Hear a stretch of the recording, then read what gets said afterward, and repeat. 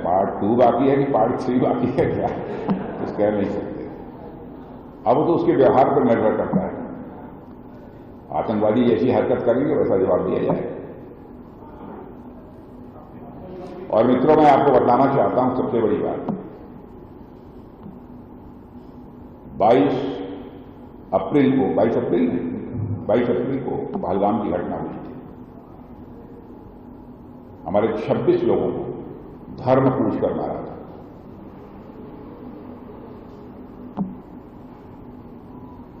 धर्म पूछ कर मारा था।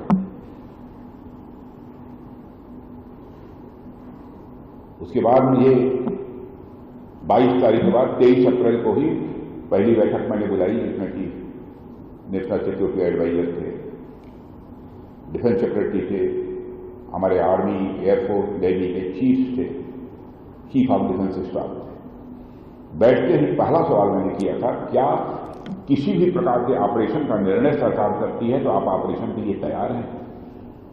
आपको यह जानकर खुशी होगी, एक क्षण भी देर नहीं लगाई, सभी हमारे तीनों आर्मी, एयरफोर्स, नेवी के चीफ ने हाथ उठाकर कहा कि हम पूरी तरह से ऑपरेशन करने को तैयार हैं। यह है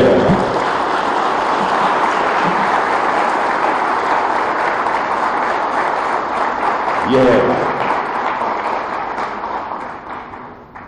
फिर उसके बाद एक दिन के बाद हम लोग अपने प्रधानमंत्री मोदी जी के साथ बैठे।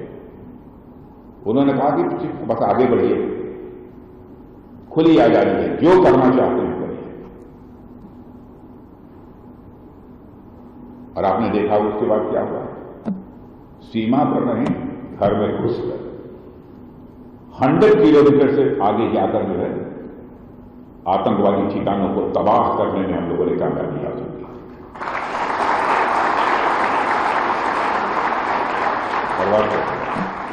और जैसे मोहम्मद का ही बड़ा आतंकवादी बोल रहा था पाकिस्तान में, कहा कि हमारे मसूद अजहर जो नेता थे, उनके परिवार के जो चिथड़े हो गए।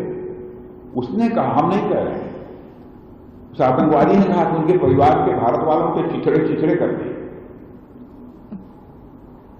और उनकी दुर्गत हुई, सरगना थे, उनकी हालत